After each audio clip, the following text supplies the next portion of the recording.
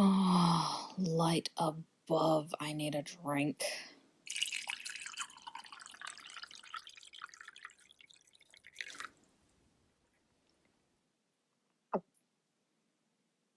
That was a long night. Oh, shoot. Who are you? What are you doing here? Oh, right. The new wolf. You're the new pack member then? Nice to meet you. I'm Hazel Nichols. No, not Nichols like the coin. Nichols. Like Nicholas without the A. Yeah. And remind me your name?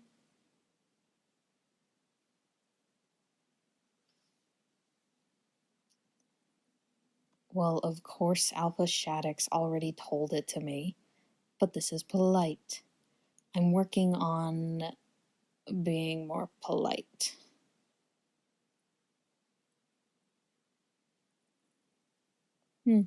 Nice name. I'm guessing that Alpha Shaddix told you to meet me at the den today? Figured. Oh, no. This is water.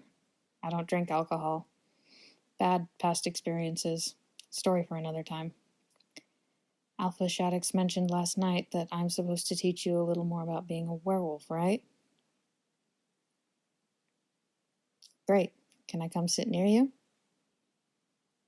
Thanks.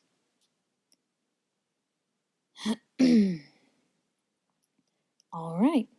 Welcome to Werewolf 101. I will be your professor. My name is Hazel.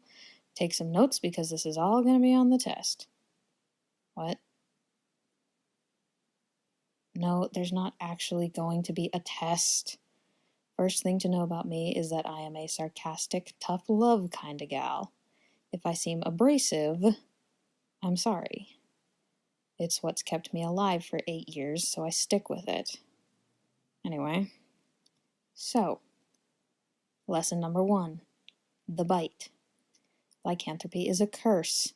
I don't mean that metaphorically, like, oh, curses, my life is gonna suck now. I mean it literally. It's a curse, as in magic. Natalie mentioned that you've met the half-siren receptionist and the vampire doctor at the urgent care clinic. That building can't even be perceived as it truly is by anyone without a drop of magic in their bodies. Lycanthropy gives a person magic where there was none before. Usually. Some supernatural creatures and hybrids can also be turned into werewolves, but not all. Depends on how much magic they already have. Our curse is a fairly strong one, and sometimes it can overpower a weaker creature's magic and replace it with werewolf magic. Now, it's not magic we can, use in any other way. The curse is very specific. Its magic binds into our bodies and settles into our cells. That's how we transform. The longer we're werewolves, the more settled that magic gets. The easier it is to shift. But we can't use that magic for anything else.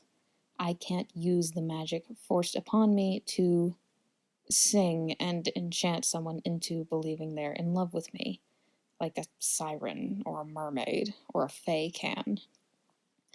Ours is just for changing our form and enhancing our senses and abilities. Oh, and also turning other people. You won't be able to yet. You haven't been a werewolf for anywhere near long enough.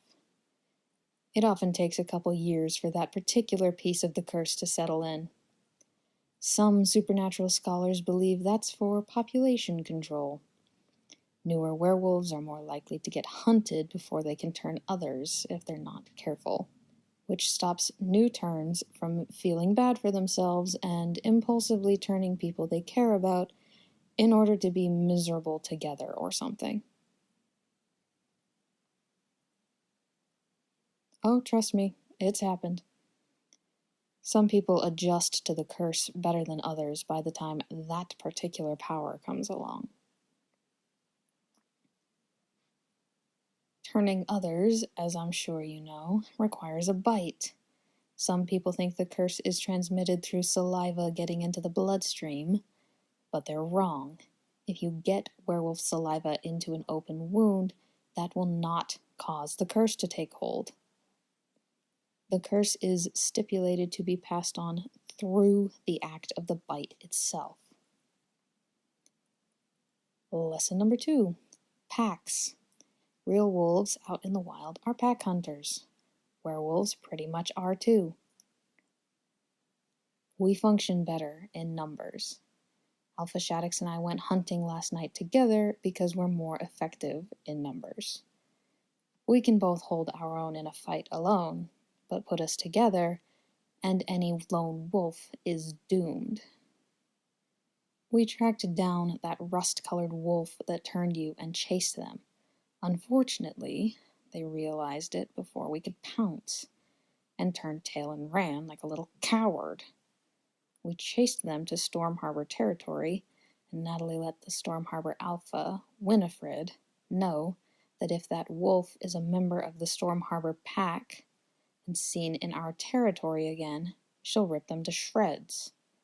If they're not a member of Winifred's pack, she is more than welcome to run them down back into our territory for Natalie to enact justice for trespassing. And, of course, attacking a human. Biting you. I know you chose to become a werewolf, but we take turning humans very seriously. I personally hope that Fleabag comes back into our woods during some future full moon so I can shred them with Natalie, and you get the satisfaction of knowing that the one who attacked you was dealt with.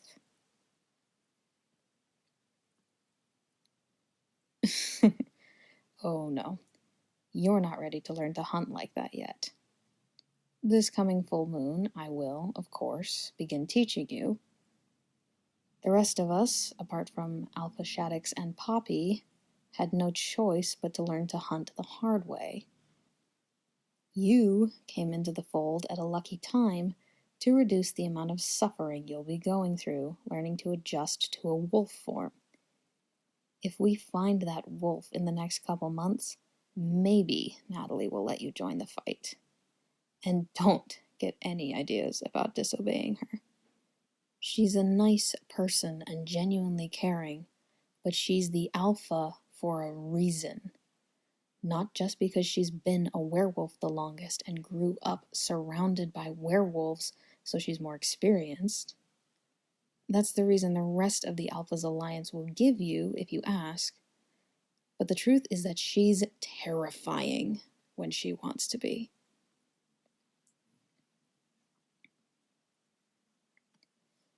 Well, let me put it this way. Before I got to Starlit Hills, 3 different alphas tried to force me to join their packs. I fought them all off and got away. Made my way here. And nothing those alphas had done put the fear of divinity into me like Natalie Shaddix did the night we met. I can take a beating. I did when I fought the other 3 alphas, but they all relied too much on their strength. I won because I was tougher, faster, and smarter. Natalie is the only werewolf I've ever encountered in a fight who could outsmart me.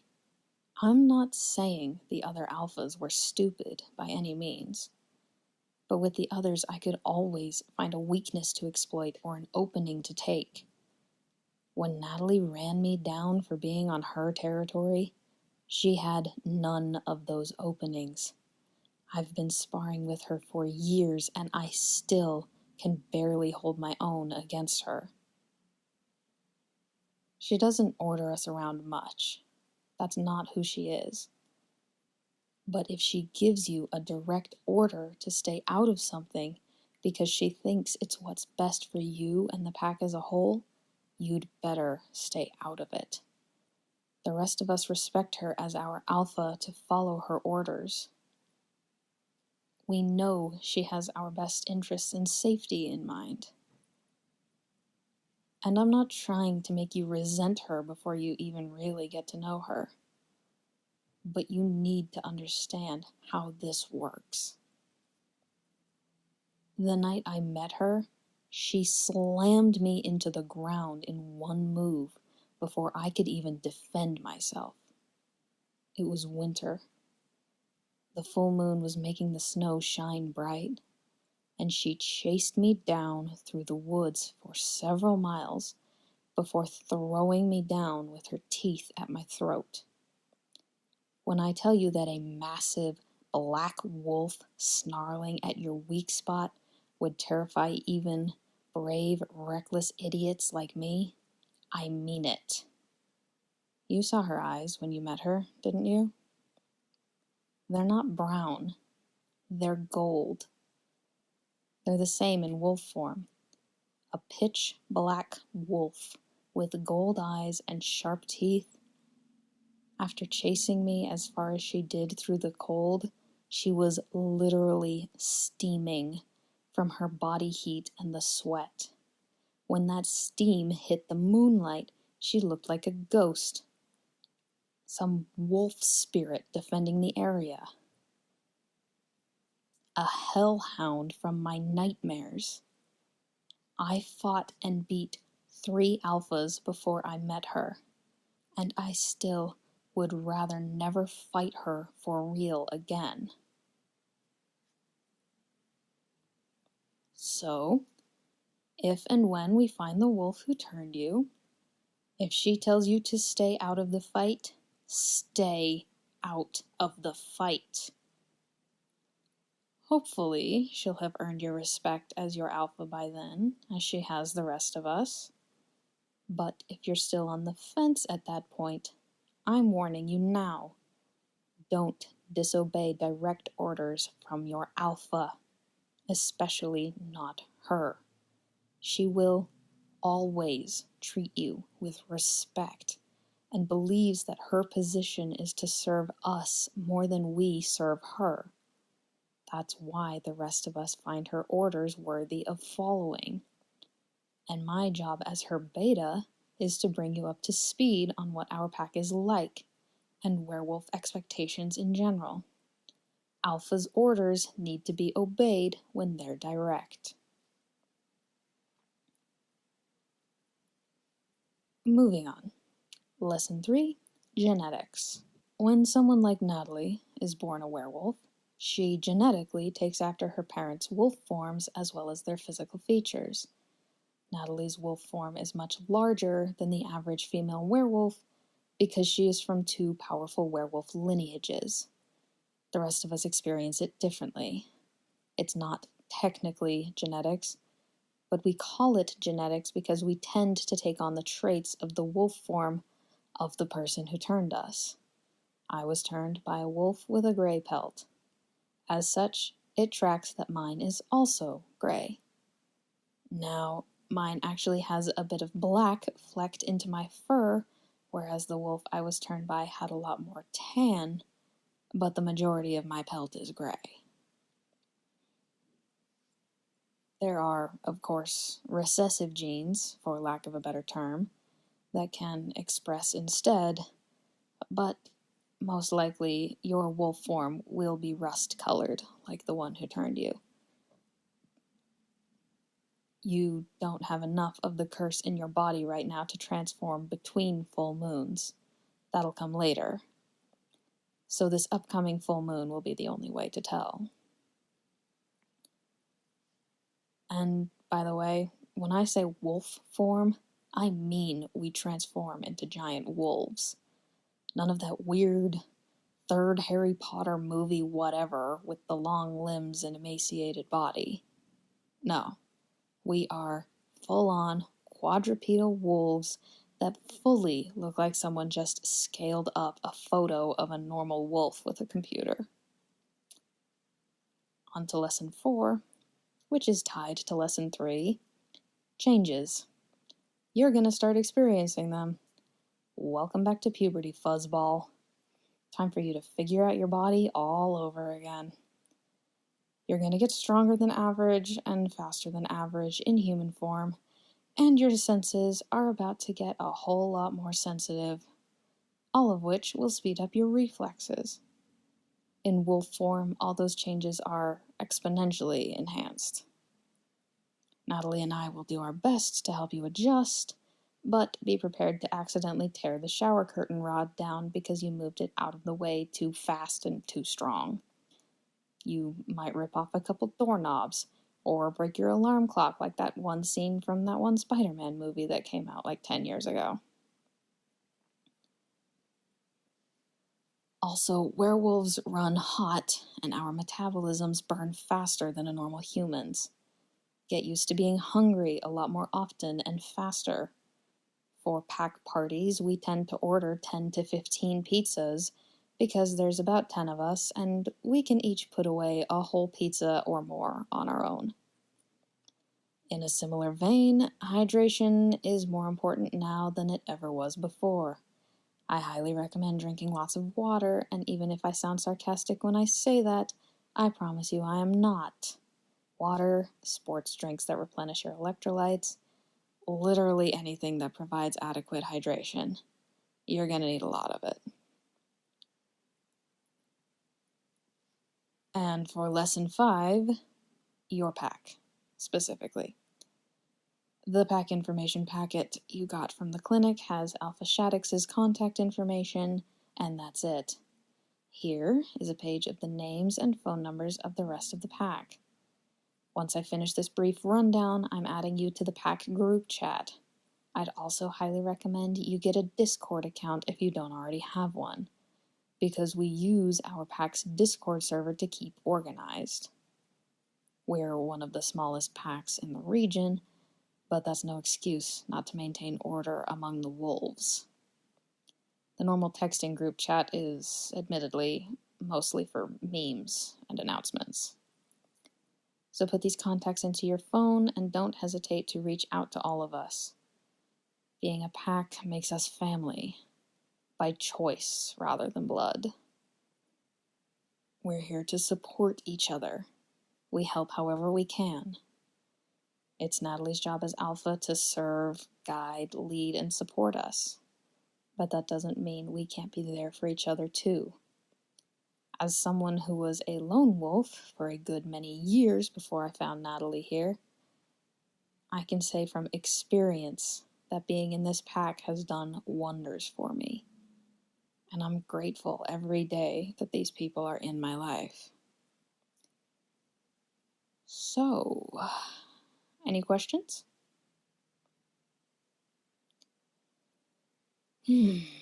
I suppose Natalie would recommend waiting to tell your family for a couple months. Let me guess. She told you I'd be better to advise you because I was turned too?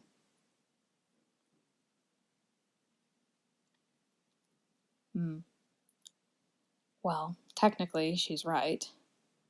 I would say it would be best for you to wait a few months, especially if you think your family won't take kindly to you choosing the curse. I mean, if you think they won't take that part well, you don't have to tell them that part at all. But ultimately, it's your life. You choose how to live it. You can tell your family later. You can tell them now. You don't have to tell them at all. Though, I imagine that one would be the most difficult option. I tried keeping my condition a secret when I was first turned, and it blew up in my face. Granted, I think that's because my parents were more abhorred by the concept of lycanthropy rather than me lying, but I haven't spoken to them in 8 years, so what would I know? Just something to think about. Now, if you'll excuse me, I'm going to finish my water and go into the other room to crash. Last night was a long hunt and I'm exhausted. This place is our pack's den, so you're welcome to chill here whenever you want and however long you want. Poppy usually studies here to get away from her roommates and have some peace and quiet. If you need anything before you decide to leave, come wake me up. Just don't be surprised if I get a little growly. Have a drink, have a snack, have a nap, whatever you want.